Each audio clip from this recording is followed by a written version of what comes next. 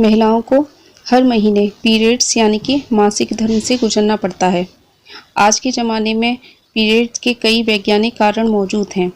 हालांकि सदियों पुरानी पौराणिक कथा में भी इसका जिक्र मिलता है। भागवत पुराण के अनुसार इंद्र की पाप की वजह से महिलाओं को मासिक धर्म की यातना मिली है। जानते हैं इसके पीछे की पौराणिक कथा। भागवत पुराण के अनुसार एक बार देवताओं के गुरु बृहस्पति इंद्र की सभा में पहुंचे। इंद्र ने उनको देखकर भी अनदेखा कर दिया, उनका कोई आदर सत्कार नहीं किया। इस कारण देवताओं के गुरु बृहस्पति देव उनसे नाराज हो गए। इसी बीच देवलोक पर असुरों ने आक्रमण कर दिया और इंद्र को अपनी गद्दी छोड़कर भागना पड़ा।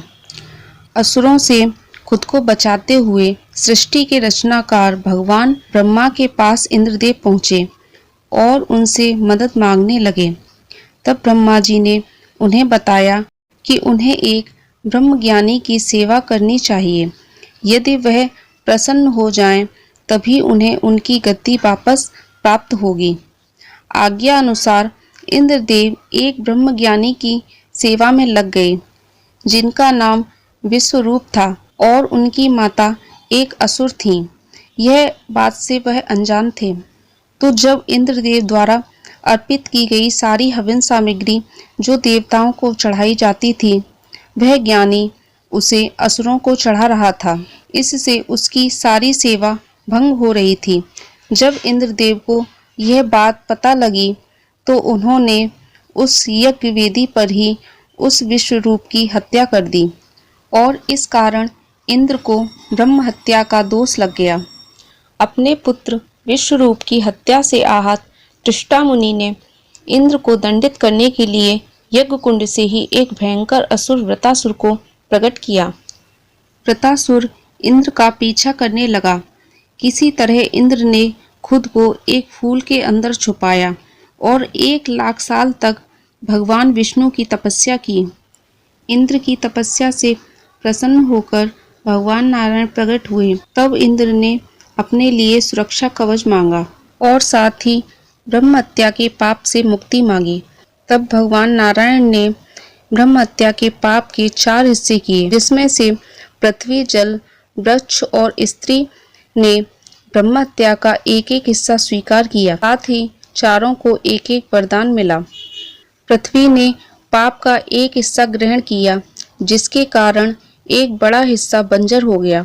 बदले में पृथ्वी को वरदान मिला कि उसमें कहीं भी गड्ढा हो जाएगा वह स्वतः ही भर जाएगा। ब्रह्म हत्या का दूसरा हिस्सा जल को मिला, जिस कारण जल में फैन या झाग बनता है। साथ ही वरदान स्वरूप उसे अन्य वस्तुओं को पवित्र करने की शक्ति प्रदान की।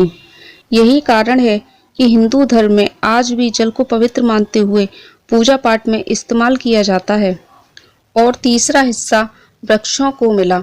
वृक्षों का रस मानव के लिए वर्जित हो गया और उसे वरदान मिला कि यदि वह चाहे तो उसका कोई भी हिस्सा काटने के बाद पुनः जीवित हो सकता है। चौथा हिस्सा स्त्रियों को दिया।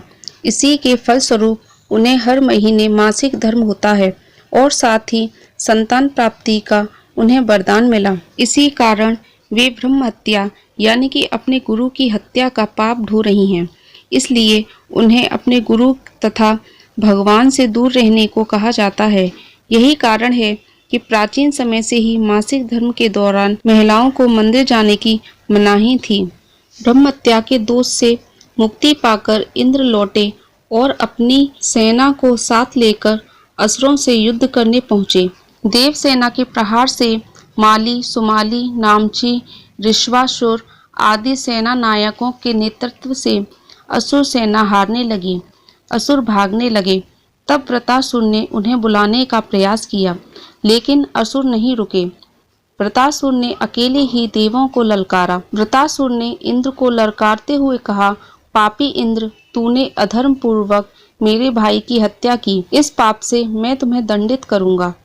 इंद्र, तुम्हें सत्ता ऐसी प्रिय है कि अपना पद बचाने के लिए उसी महर्षि के प्राण लेकर उसके सब की हड्डियों से वज्र बनाते हो।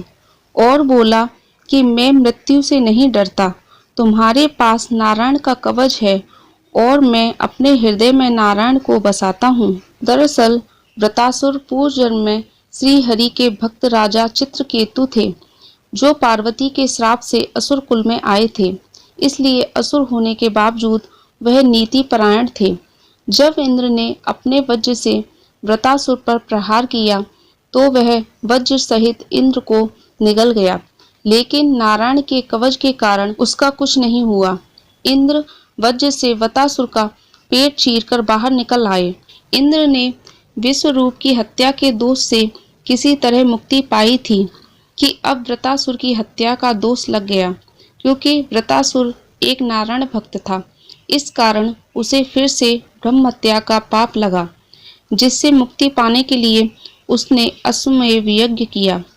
तो यह थी पूरी कहानी कि किस कारण महिलाएं यह यातना झेलती हैं। तो कहानी पसंद आई हो तो वीडियो को लाइक कर देना, और अगर चैनल पर पहली बार आए हैं तो चैनल को जरूर सब्सक्राइब कर लीजिएगा। वीडियो को पूरा देखने के लिए धन्यवाद। राधे राधे, जय श्री कृष्णा।